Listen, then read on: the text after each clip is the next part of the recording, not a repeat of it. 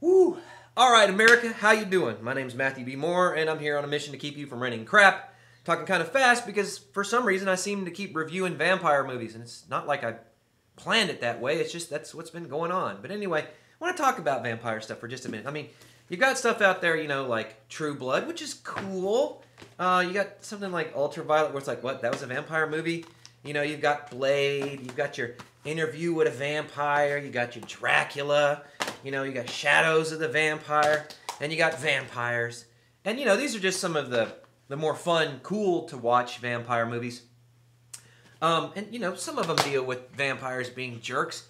But, some of them, like the vampires have problems and they have feelings. And, oh, they're just trying to be people and they don't want to eat people anymore, but they just taste so good.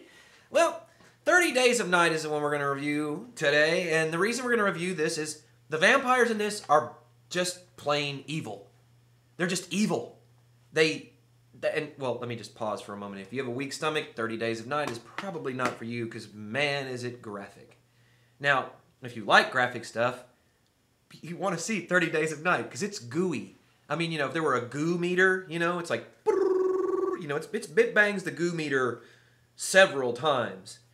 Now, there's some predictability to this. And, oh, yeah, let me finish talking about the vampires. Yeah, they're mean. They're evil. And they're sort of half-converted baddie vampires, and they only speak in Russian, and they're just, ooh. I don't want to hear about these guys' feelings. I don't care about, they're sad because they're so broken, and they wish they could be human again. No, these eat. And it's refreshing, to be honest with you. Now, the actors are good. Like I said, the script's, it's a little predictable in places, but, it all takes place in, something like Barrow, Alaska, and, 30 Days of Night. There's no sun for 30 days, so, of course, the vampires have free hunting range for 30 days. It's like a horrific, well, not that it wasn't horrific already, but just imagine, kind of like Anne Frank with vampires. And I hope that's not politically incorrect. I don't think it is. But anyway, yeah, there's some tense moments. There's some decent acting. Ben Foster, hands down, amazing, will creep you out. And all in all, just a fun ride. But at the same time, it ends like a lot of vampire movies do. I'm not going to tell you, but, when it happens, you'll be like, oh, yeah, yeah. And again, there's a couple of lines in there you're like, oh, yeah, yeah. But for the most part, it's an entertaining ride. And it's a horror movie.